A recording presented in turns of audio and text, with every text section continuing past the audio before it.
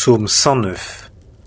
Au chef de musique de David, Psaume.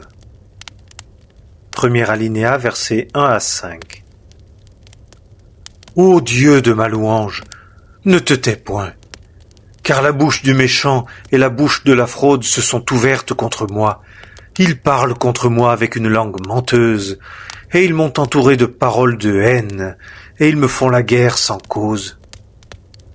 Pour mon amour, ils ont été mes adversaires. Mais moi, je me suis adonné à la prière. Et ils m'ont rendu le mal pour le bien, et la haine pour mon amour. Deuxième alinéa, versets 6 à 20. Prépose sur lui un méchant, et que l'adversaire se tienne à sa droite. Quand il sera jugé, qu'il soit déclaré méchant, et que sa prière lui soit comptée comme un péché. Que ses jours soient peu nombreux, qu'un autre prenne sa charge, que ses fils soient orphelins et sa femme veuve, que ses fils soient vagabonds et qu'ils mendient et qu'ils aillent quêtant loin de leur demeure en ruine. Que l'usurier jette le filet sur tout ce qui est à lui, et que les étrangers pillent le fruit de son travail.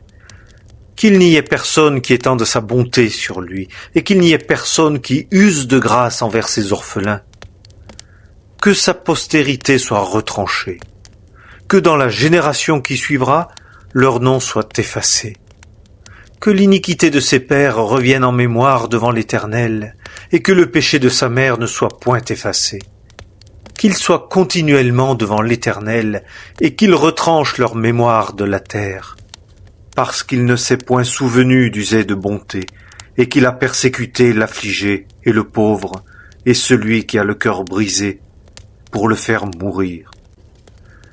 Et il a aimé la malédiction, qu'elle vienne sur lui. Et il n'a pas pris plaisir à la bénédiction, qu'elle soit loin de lui. Et qu'il soit revêtu de la malédiction comme de sa robe, et qu'elle entre au-dedans de lui comme de l'eau, et dans ses os comme de l'huile. Qu'elle lui soit comme un vêtement dont il se couvre, et comme une ceinture qui le ceigne continuellement. Telle soit, de par l'Éternel, la récompense de mes adversaires et de ceux qui parlent en mal contre mon âme. Troisième alinéa, versets 21 à 29. Mais toi, Éternel, Seigneur, agis pour moi à cause de ton nom, car ta gratuité est bonne. Délivre-moi, car je suis affligé et pauvre, et mon cœur est blessé au-dedans de moi. Je m'en vais comme l'ombre quand elle s'allonge, je suis jeté çà et là comme la sauterelle, mes genoux chancellent par le jeûne, et ma chair s'est amaigrie et n'a plus sa graisse. Et moi, je leur suis en opprobre. Quand ils me voient, ils hochent la tête. Aide-moi, Éternel mon Dieu, sauve-moi selon ta bonté, et qu'on sache que c'est ici ta main, que toi, ô Éternel, tu l'as fait. Que ils maudissent, mais toi, bénis. S'ils s'élèvent, qu'ils soient honteux et que ton serviteur se réjouisse. Que mes adversaires soient revêtus de confusion et qu'ils se couvrent de leur honte comme d'un manteau. Quatrième alinéa, versets 30 et 31.